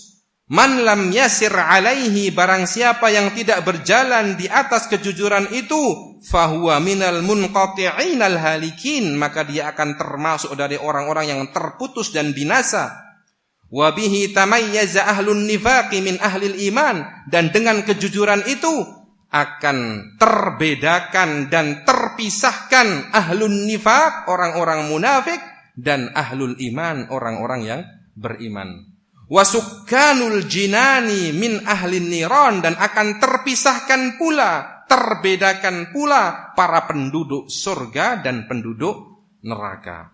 Wa huwa sayfullahi fi ardhihi. Perhatikan, kejujuran itu adalah sayfullah, pedang Allah Subhanahu wa ta'ala di dalam ardhihi, buminya. Jadi kejujuran itu bagaikan apa? Pedang. Nanti akan kita jelaskan. Alladzi ma wudi'a ala syai'in illa qata'ahu. Di mana kejujuran itu tidaklah diletakkan pada benda apapun illa qata'ahu, kecuali akan memutusnya dan memotongnya. Jadi kalau Anda ingin menjadi seseorang yang kuat dan kokoh, maka jadikanlah kejujuran itu prinsipmu dan senjatamu. Jauhilah sejauh-jauhnya kedustaan. Nah, wala wajaha batilan illa ardahu wa sara'ah, dan tidaklah kejujuran itu wajah menghadapi batilan, sebuah kebatilan, illa ardah, kecuali akan membinasakannya, wa sara'ahu, dan akan mengalahkannya. Man sala bihi lam turad saulatuh, barang siapa yang menyerang dan menyerbu dengan kejujuran itu, maka serangan dia tidak akan bisa dibendung. Wa man nataqa bihi alat alal khusumi kalimatuh, dan barang siapa yang mengucapkan kejujuran, maka kalimat-kalimat dia, ucapan-ucapan dia akan berada di atas musuh-musuhnya. Fahuwa ruhul a'mal, maka kejujuran itu adalah bagaikan ruh dari amal-amal perbuatan. Wa mahakkul ahwal, dan kejujuran itu adalah merupakan timbangan dari segala keadaan. Wal hamilu ala iktihamil ahwal, dan kejujuran itu adalah sesuatu yang akan mendorong pemiliknya untuk iktihamil ahwal, menerobos huru-hara yang mengerikan. Jadi kalau orang mau masuk kepada peperangan yang sengit, perumpamaan, ada peperangan yang sengit, maka tidak akan ada orang yang berani untuk masuk ke dalam peperangan itu kecuali orang yang membawa senjata dengan kejujuran. Mau takut apa kalau orang jujur? Karena dia tidak berdusta. Silahkan. Kalau memang Anda mau bantah, silahkan bantah. Kalau Anda mau mengingkari, silahkan Anda ingkari. Karena tidak ada yang dia takutkan. Dia tidak berdusta. Berbeda dengan orang yang berdusta. Dia akan ketakutan. Dia akan malu. Dia akan tidak bisa tidur. Dia akan tidak tenang. Bahkan dia akan terus untuk mencari kedustaan yang lain dalam rangka menutupi kedustaan yang sebelumnya. Na'udzubillahi min dzalik. Jadi ini bahaya orang yang berdusta dan tidak mau bertobat. Atau bahkan dia merasa bangga dengan kedustaannya itu. Na'udzubillah, lebih parah lagi. Atau bahkan dia mengajak orang untuk membangun sebuah sikap dan hukum di atas kedustaan tersebut. Nah, maka orang yang berdusta semakin lama akan semakin ketakutan. Tidak akan berani untuk menerobos kepada sebuah peperangan yang sengit. Dia akan ketakutan, bahkan ditemui pun menghindar, padahal diajak bertemu untuk bertatap muka, bersalam dan bersua. Ada apa? Nah, seolah-olah orang yang akan menemuinya adalah harimau yang akan menggigitnya. Nah, padahal tidak ada apa-apa. Mau diajak duduk, diajak minum kopi, diajak makan, dimuliakan. Ketakutan. Nah, sehingga ini bahaya-bahaya kedustaan. Nah, kemudian kata beliau rahimahullahu ta'ala, wal babul ladzi dakhala minhul wasiluna ila hadrati dzil jalal, dan kejujuran itu adalah sebuah pintu gerbang yang masuk darinya orang-orang yang akan sampai di sisi zat yang memiliki kemuliaan, yaitu Allah subhanahu wa ta'ala. Maka barang siapa yang ingin sampai di sisi Allah, maka lazimilah, tetapilah kejujuran. Wa huwa asasu binaiddin, dan kejujuran adalah merupakan landasan bangunan agama. wa amudu fisqatil yaqin, dan tiang dari rumah keyakinan, wa darajatu aw wa darajatun taliyatun li darajatin nubuwwati allati hiya arfa'u darajatil alimin, dan kejujuran itu adalah merupakan derajat yang langsung berada di bawahnya derajat para nabi, yang mana derajat para nabi itu adalah derajat tertinggi di alam semesta ini. Jadi ini ya yang merupakan kejujuran ataupun merupakan keutamaan dan derajat kejujuran yang sangat tinggi, sehingga orang yang memiliki kejujuran dan memiliki hujjah, dia tidak akan pernah takut ya dimanapun dan kapanpun. Sehingga ketika kita ingin menjadi orang yang mendapatkan keselamatan, jadikanlah kejujuran itu sebagai prinsip hidup kita dan sebagai sifat sehari-hari kita, termasuk apalagi ketika terjadi sebuah fitnah. Di sini ada sebuah penjelasan dari Syekhina al-Allamah Abdullah ibni Abdurrahim al-Bukhari hafizahullahu ta'ala wa ra'ah, tentang kondisi seseorang ketika dia bertanya dan merujuk kepada para ulama, maka di sana ada orang-orang yang jujur dan ternyata ada pula orang-orang yang palsu. Nah, bagaimana ciri-ciri orang yang palsu itu? Kata beliau hafizahullahu ta'ala, fal insanu qad yas'al. Seseorang terkadang bertanya kepada siapa? Kepada para ulama. Wa yukthirus su'al huna wa huna. Dan memperbanyak pertanyaan ke sini dan ke sana, ke sini dan ke situ. Sudah bertanya tidak puas, tanya lagi. Hadza madhmumun 'indal ulama. Ini adalah merupakan sikap yang tercela di kalangan para ulama. Asy-Syaikh sangat teliti. Nah, maka tatkala datang dalam fitnah ini wasaya kibar ulama, wasiat dan bimbingan dari ulama kibar,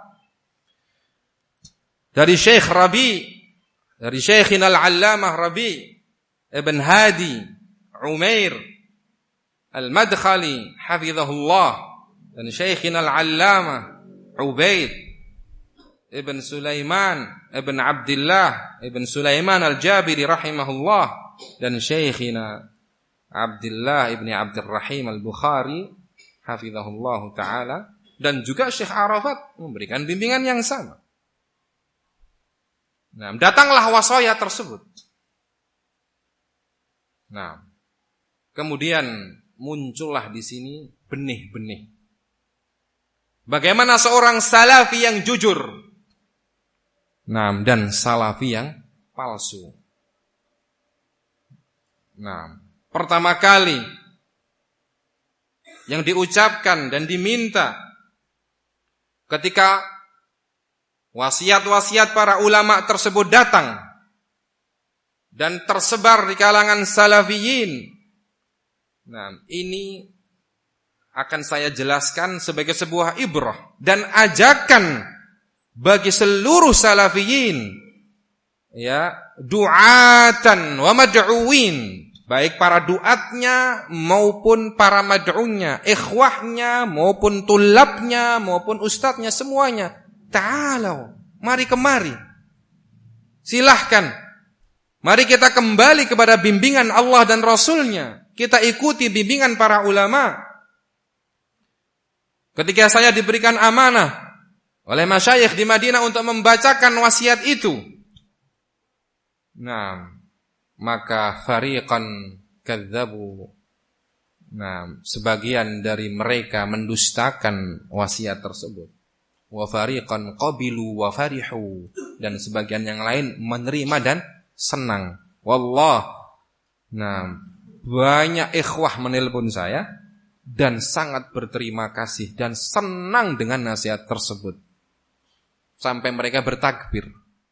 Bahkan mereka berkumpul, mengadakan makan bersama. Nah, ada yang mau menyembelih kambing. Saking senangnya bimbingan ulama telah datang. Nah, sebagai sebuah bimbingan yang datang setelah data-data yang dikirim oleh asatidzah diterima oleh masyayikh. Nah, sudah diterima data-data itu. Dan bahkan para masyayikh sudah mendapatkan data-data sejak sebelum itu. Syekh Arafat berkomunikasi dengan Abdul Mu'ti, ya, yang mana dia menjadi jembatan bagi asatidzah. Nah, silakan tanya ke Syekh Arafat dan silakan tanya ke Abdul Mu'ti, betul atau tidak.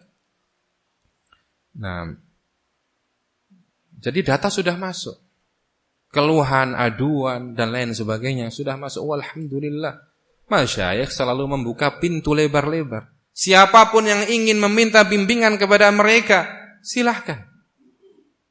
Nah, tapi ingat, mintalah bimbingan dengan apa?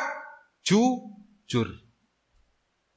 Memang betul-betul istirsyad, mencari bimbingan, wastifsar, mencari apa? Istifsar, mencari ilmu dan faedah dari para ulama dan masyayikh. Supaya bisa bersikap dengan sikap yang tepat dalam fitnah yang terjadi ini.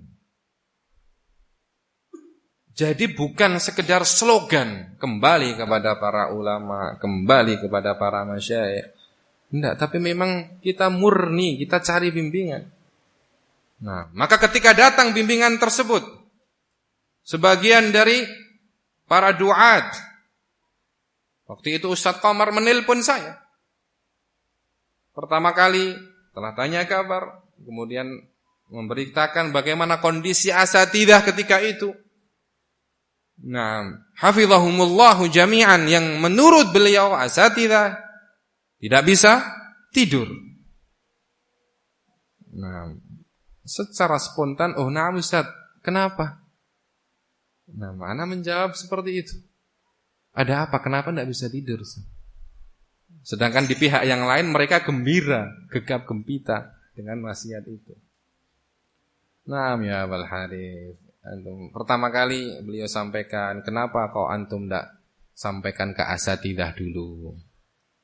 Nah ini sudah mulai ada apa? Sebuah protes atau apa ya? Nah, padahal Ustadz Qamar sendiri hafizahullahu ta'ala pada fitnah-fitnah sebelumnya beliau telah memberikan wasiat kepada salafiyin.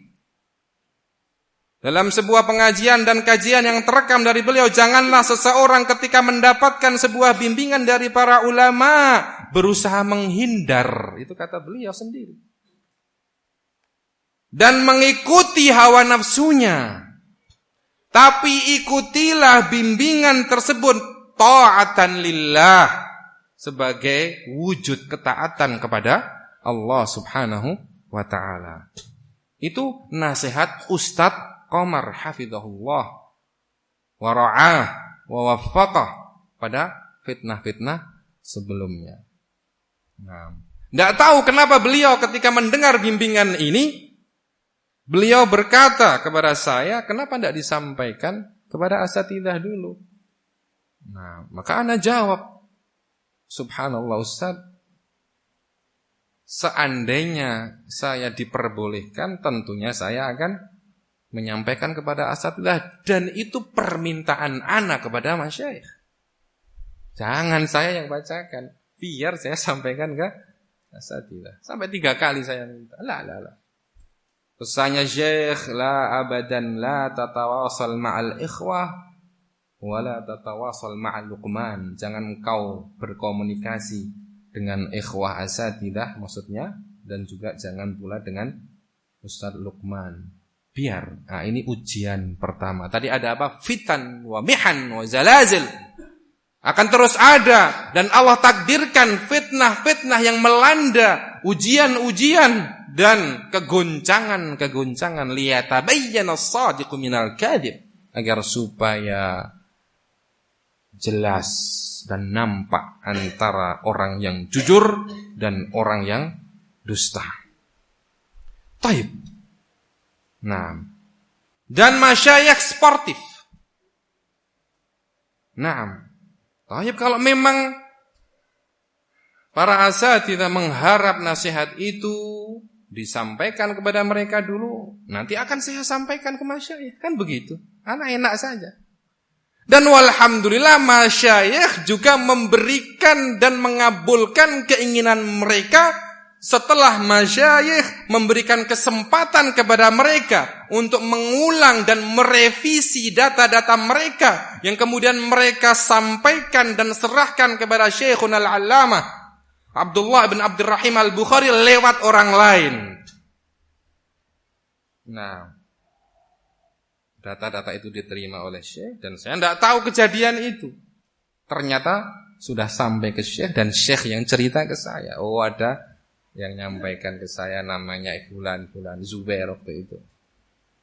Dan walhamdulillah ternyata nasihat audio Asy-Syaikh Al-Allamah Abdullah Al-Bukhari disampaikan langsung kepada asatidzah. Bukan Zubair yang disuruh menyampaikan. Seperti yang pertama tadi. Kan enak, oh ya sudah. Kalau kalian mau nasihat itu langsung saya kasihkan ke kalian, ya sudah. Dan buktinya masyayikh Syekh Abdullah Al-Bukhari kasihkan. Penuhi apa? Keinginan asatidzah hafizahumullah. Nah, kan tinggal melihat respon dan kejujuran atau sebaliknya. Nah, ketika itu saya juga sampaikan. Tatkala Al-Ustaz Qamar hafizahullah menanyakan tentang poin-poin nasihat tersebut. Dan itu nasihat yang sangat baik.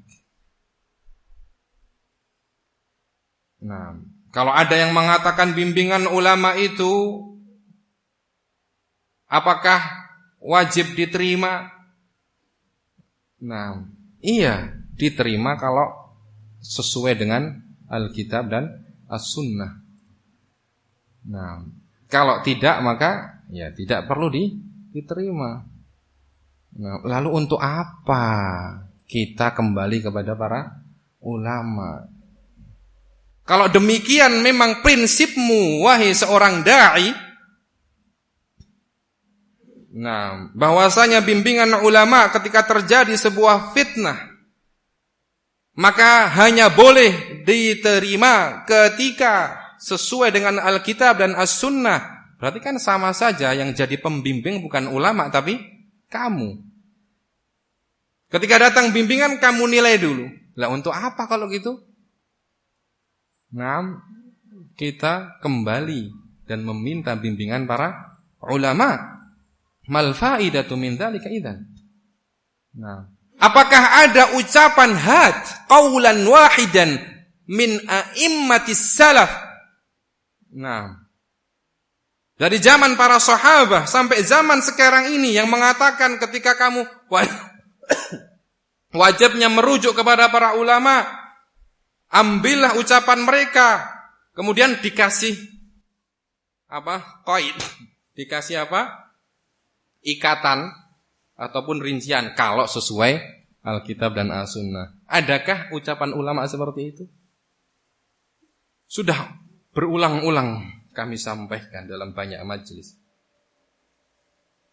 Nah, ini prinsip yang agung.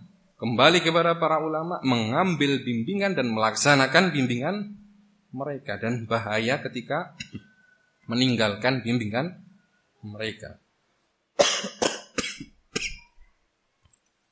Dan bahkan mereka menyampaikan bahwa sebab hilangnya dan hancurnya umat ini ketika mereka apa? Meninggalkan bimbingan ulama tersebut. Nah, ya. Jadi inilah kejujuran dalam merujuk kepada para ulama. Kalau memang kita mau merujuk kepada para ulama dan datang bimbingan itu, ya ambil. Nah, jangan dicek dulu sesuai atau tidak sesuai. Kalau gitu apa gunanya engkau kembali kepada para ulama? Iktafi binafsik. Kalau begitu cukupkan saja dirimu sebagai seorang alim atau seorang ulama. Jangan cari pendapat dan bimbingan dari ulama. Nah, ya. Dan coba berikan satu contoh saja ucapan para ulama ketika terjadi fitnah, maka wajib kembali kepada para ulama dan mengambil bimbingan mereka hanya kalau sesuai dengan Alkitab dan As-Sunnah. Walaupun ini benar secara global, tetapi konteks dalam ketika terjadi fitnah tidak ada seperti itu. Karena justru kita ini yang akan dinilai oleh para ulama. Terkadang kita menyangka sesuatu itu salah, ternyata para ulama memberikan hukum apa yang kita katakan salah itu tidak salah. Terkadang kita mengkritik saudara kita seorang dai, dan ternyata justru kritikan kita yang dikritik oleh para ulama. Sadar enggak ini? Nah, ketika Syekh mengatakan wa indi mulahadhatun ala kitabatikum law akhrajtuha lakanat darba alaikum. Dalam Jalsah Madinah Syekh mengatakan dan saya punya catatan-catatan, kritikan-kritikan atas apa yang kalian tulis. Kalau seandainya saya keluarkan akan menjadi pukulan untuk kalian.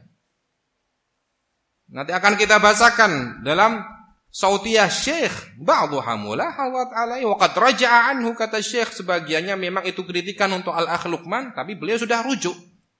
Wa ba'dhuha mulahadhatun alaikum, dan sebagian yang lain adalah apa? Kritikan untuk kalian. Orang mengkritik tetapi ternyata dari kritikan itu mereka dikritik oleh para ulama, karena memang kita ini masih penuntut ilmu yang butuh kepada bimbingan para ulama. Lah kok malah sekarang ucapan dan bimbingan ulama yang mau kamu nilai dan kamu tentukan sesuai dengan kitab dan sunnah atau tidak, dibolak-balik. Bingung salafin, nyasakin ya ikhwan. Nah, kemudian setelah itu saya sampaikan kepada Al-Ustaz Qamar hafizahullahu ta'ala. Maksudnya Ustaz, bimbingan, karena memang saya dengar seperti itu. Bimbingan para ulama ini agar suasananya kondusif. Karena waktu itu sudah mulai penarikan para santri dari Ma'had Minhajul Athar. Baik secara sharih ataupun secara takhaffi, sembunyi-sembunyi. Dengan metode-metode yang bermacam-macam. Tarik santrinya. Nah, dan sudah mulai ada pemecatan, pemberhentian. Nah, ya. Maka ana sampaikan kepada Ustaz Qamar, maksudnya para masyayikh Ustaz, supaya yang di bawah ini kondusif. Biarkan kalau memang ada masalah-masalah yang diperselisihkan antara asatidzah dengan Ustaz Luqman, cukup intern mereka saja, internal mereka.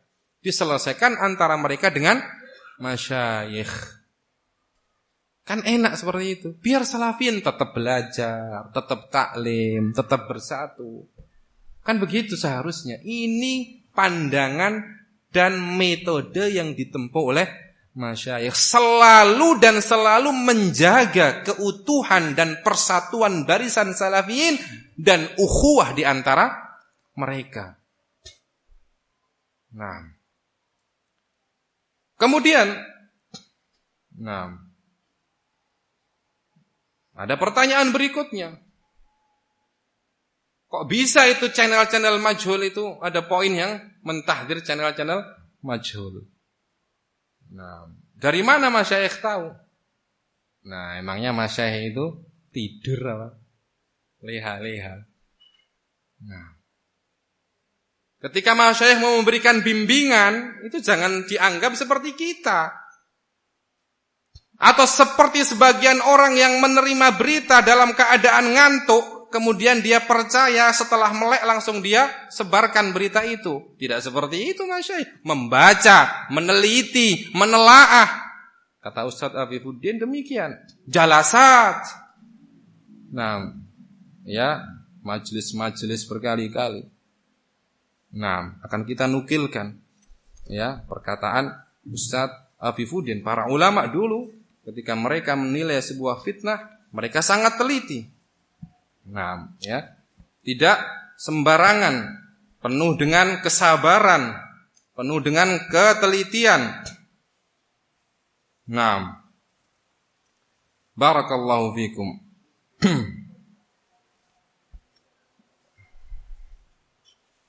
Kita lanjutkan insyaallah.